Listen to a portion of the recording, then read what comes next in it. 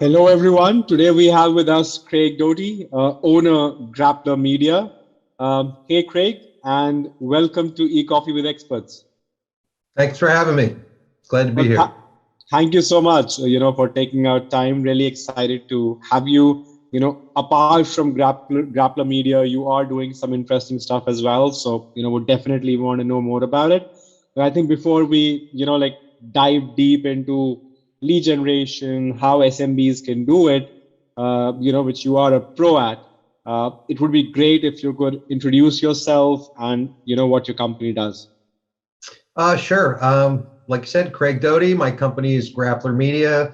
Got interested in the whole digital marketing field probably about 12 years ago. Dabbled in, SEO and social media and just couldn't get enough of it. And eventually, a few years ago, started up my own agency, and I've been helping small businesses to develop a better presence online. Perfect. Like SMB lead generation is something, like you have been doing for quite a long time now. So, like our main focus basically would be around SMB marketing today. Uh, to start off, how have you seen, like marketing evolve for SMB, especially since the pandemic? I wouldn't say that it's necessarily evolved much, but a lot more businesses have realized how important it is to have an online presence. And even though it's 2021, there's still a lot of companies that were dragging their feet and really didn't go all in on being online. And I think they suffered the most. And unfortunately, a lot of them did go out of business. But I just think the evolution now is really just that the competition has grown immensely in a short period of time. So many people have come online just in the past year. It's crazy. Right. What according to you is like the best lead gen strategy for an SMB? Oh, the best. That's really tough. There's so many different kinds of businesses out there, B2C, B2B. We take every business, on an individual basis and really try to hone in on a strategy that's going to work best for their business type. I'm a firm believer in like omni-channel marketing, just trying to be everywhere. So no matter where your customers or clients are searching, that they're going to stumble upon you. Right. What are your thoughts on chatbots? Oh, don't get me started on chatbots. I'm over the moon with chatbots actually, because it's really grown. Actually, I think the statistic is chatbot usage saw an increase of like 92% over the last 2 years. And even though us guys in marketing, we know chatbots have been around for a while, and we might kind of think of them as old hat already, but it's really still a burgeoning industry. And consumers seem to love chatbots, believe it or not. If they're done right, you can get great engagement from a chatbot, because it's surprising, like people will actually interact with the chatbot and give up more information than they would to an actual human, or if they had to just fill out a form. We make the chatbots very conversational. We make them fun. We put little jokes and little GIFs in there. And certain industries like real estate especially has had great results with chatbots, because people will tend to fill out that information. How much is your house worth? How much do you have to spend? And stuff that they might be a little more guarded. Typically, the chatbot, just goads them into it, or it just gives them a button to click, which is very easy. One click email, one click phone number, and you're able to capture all that information as well. So, the chatbot industry, like I said, is just getting started, and you're going to see chatbots everywhere in no time. No, absolutely. I mean, there's a lot of increase in the use of chatbots, and even like small campaigns where you were initially doing, let's say, a Google AdWords campaign, and it was just a landing page, right? And then you just add like a chatbot to that landing page, and you see like increase in your leads because a person feels that he can communicate with somebody right there, and they start communicating and your leads increase. So Absolutely. definitely an increase in the use and efficiency when it comes to chatbots. But where do you also think that it kind of can like have a negative impact, like cases where sometimes maybe I think it's better to kind of like there are cases where you also like kind of are transparent where you tell the user, kind of give them an experience of, okay, fine, this is a chatbot, and if you want to speak to a human, then XYZ. I mean, where according to you do you think that sometimes it kind of like can be a negative impact? I think the negative impact comes when you try to fake out the consumer that they're talking to a human. We never do that. We always let them know that they're interacting with a bot. And like I said, if you make it conversational, you make it fun, you make it easy for them to just press a button to answer a question, um, then the impact is mostly positive. And I think the stats are somewhere like around 86% that the general public has positive interactions with bots. But like I said, if you're trying to pull something fishy and trying to make the person think that they're actually talking to a human, that's where you'll run into problems. Right, right.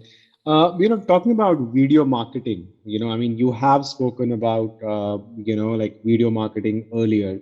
I mean, how do you think that like small businesses, can leverage it? Yeah, it's tough. A lot of small business owners are really just too busy to do the things that they need to do, which, in my opinion, for small businesses, they need to get on camera. They need to talk about their USP, what makes their business special, videos about like providing tip videos, um, how to use your particular product or service in a unique way, or in a way that maybe you hadn't thought of before. So yeah, video is not going away anytime soon. I mean, video is just growing and growing and growing, and people just prefer to watch a video more than they do reading. It's well established at this point. So yeah, I think really any video strategy is worth doing. Even like I said, even if it's just some simple tip videos, anything that they can put on their website, put on YouTube, put on Vimeo, it's definitely going to attract traffic and also could be very useful for their clients and customers. Right. But Craig, what does your SEO process look like? I mean, this is a question I ask almost like, every marketer out there. So, can't spare you. Yeah, no, I mean, I'm pretty old school. My process is pretty simple. I mean, we, of course, want to figure out what the valuable keywords are for the client, um, establish what pages we're going to try to rank, and definitely do on-page optimization, of course, meta titles and tags and alt tags, and make sure the content is written for SEO as well as being human readable, of course, not keyword stuffing, any of that nonsense. Um, and then of course a great backlinking strategy is really what it boils down to. Right, right. Trying to rank for rich answers, has a lot of value. How do you strategize for it? I mean, the easiest way I think is to put an FAQ on your page and use schema data and just research it, see what questions people are asking, think about questions that your customers might ask you on a regular basis, other industry related questions, and just put them at the bottom of the page that you want to rank, and it'll do it. It'll do it. And especially for local searches, using geographic modifiers and things like that will definitely help you show up for a lot more searches. Right, right. Talking about link building, which is like a very important part of, your SEO strategy. I mean, how do you look at link building? I mean, how do you how does your link building strategy look like? I mean, what are the main elements you look at?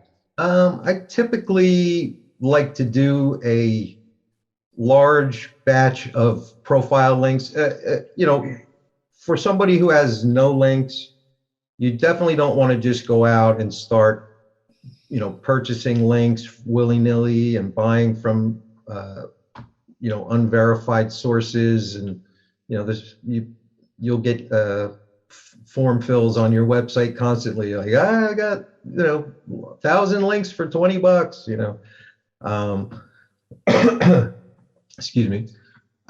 So like I was saying, I like to start with a batch of profile links, 100, 200, 300, and I consider that like a social fortress.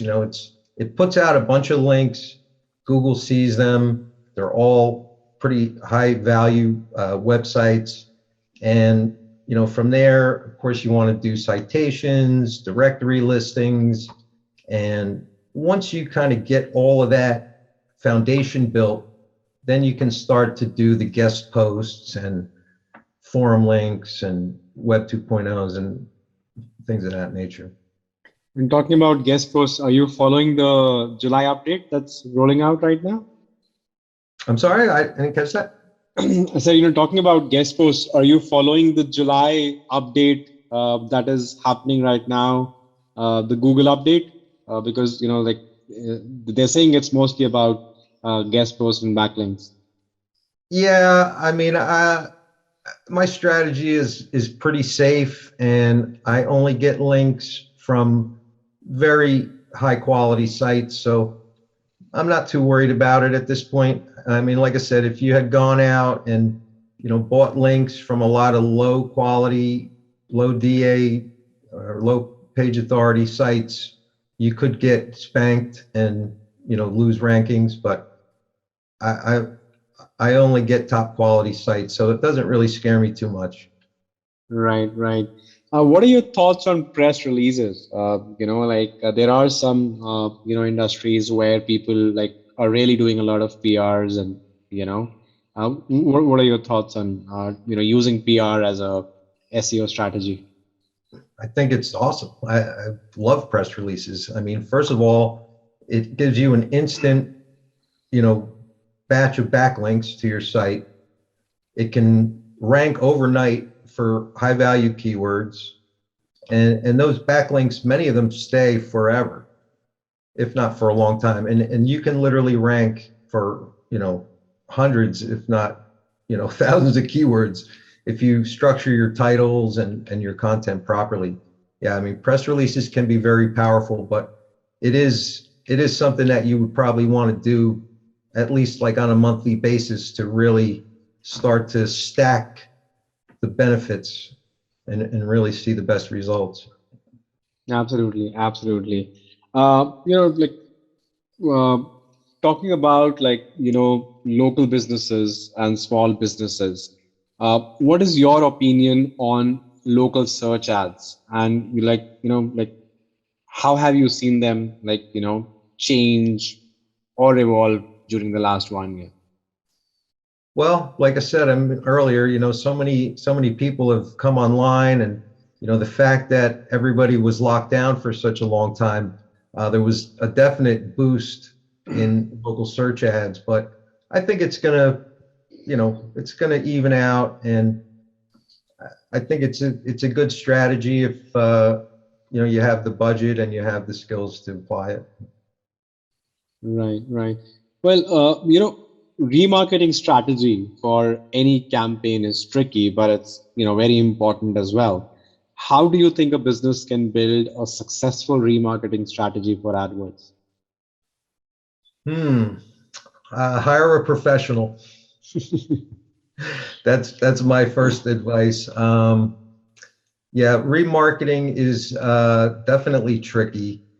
You know, so many things to think about. I mean, you have to know your objective first, um, and you have to realize that remarketing is not going to bring in a flood of traffic like a standard, pay-per-click ad might do. Um, there's all the little details you have to take care of, and you have to make sure you update your privacy policy and have the double click cookie notification in there. Um, yeah, it's a lot. You have to definitely get your lists straightened out and, put a lot of time into planning and list structuring. You know, yeah, I mean, it's really, I couldn't give you a strategy over a short meeting like this. It's just way too complicated. I really don't recommend that small businesses attempt it on their own. They really could be just throwing a lot of money down the drain if they don't do it correctly. Right, absolutely, absolutely. I mean, I think that that would have been my follow-up question. I mean, when should people stop doing it? Maybe like if they're trying to do it on their own and I mean, they're not good at it, maybe just stop it and Yeah, I would definitely put a halt to it.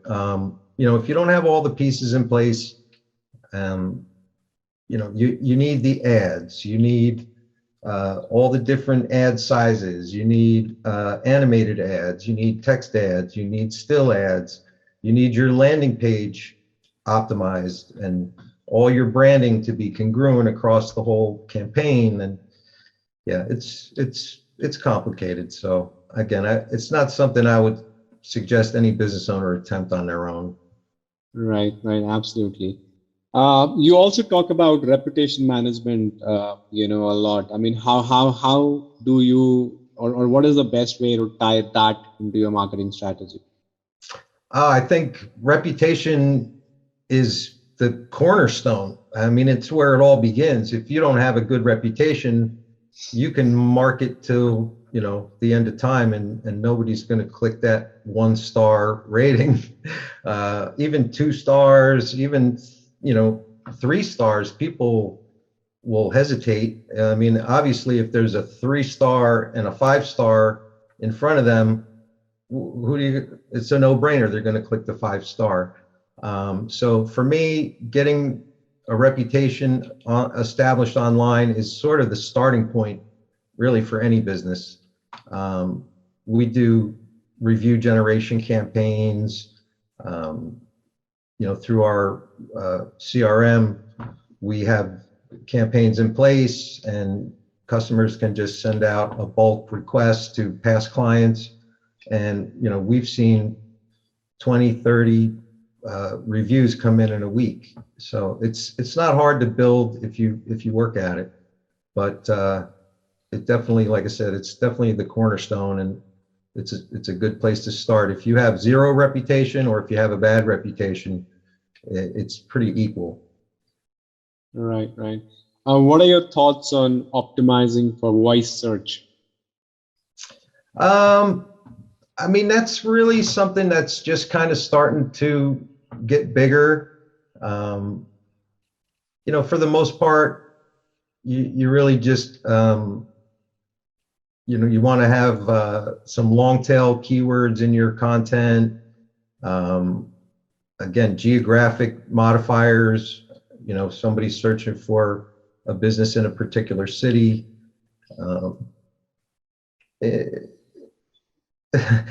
It's funny that you mentioned that too, because I've recently came across a new app that I'm going to probably beta test, where you can actually claim a phrase or a keyword that when somebody speaks it into Siri or Google Assistant, it'll automatically open up your website. So you could tell people, hey, just say Grappler Media into your phone and it'll open my website if I had claimed that term. The downside is they have to have the app on their phone. So it's something that, we'll have to grow, but it's a good idea. It's something I'm definitely going to follow through and check out a little more. Absolutely, absolutely. What I mean, again, like LinkedIn is a very powerful B2B tool. A lot of enterprise level businesses are using it, like for growing their network, for lead gen. But what about SMBs? I mean, how do you look at lead gen? Like LinkedIn as a lead gen tool for SMBs in particular. Again, like you said, it really is more of a B2B marketing tool. Um, a lot of small professional businesses do very well with LinkedIn. We've actually started to implement some automated connection software. So we help businesses to connect to their ideal prospects automatically and help them to further the conversation and really get the ball rolling with their ideal prospects on LinkedIn. So yeah, for professionals and B2B companies, it can be a great tool. Right, right. Well, Craig, I know we are short on time, but like before you go, I mean, any special tip that you would want to give our audience that they can, implement and benefit from? For small businesses, I think the biggest tip that I could give is get your Google My Business claimed and optimized. There's a little meter inside your Google My Business, tells you if your profile is 100%. Try to get that profile claimed and get it up to 100%. I recently heard a statistic that still 1 out of 3 businesses have not even claimed their profiles yet. So I don't know why that is, especially in today's day and age, but I think for a small business, it's the ultimate thing that you need to do because first of all, it's free. And second of all, it can generate a huge amount of traffic to your website. That's it. That's my best advice. Go get your Google My Business claimed and get it fully optimized and continue to post to it and add to it, add photos, keep it active. You'll see great results. Well, Craig, thank you so much for your time. It was, fun chatting with you, and hopefully, we'll catch you on the next season. Absolutely. Thanks for having me. I appreciate it and look forward to talking to you soon.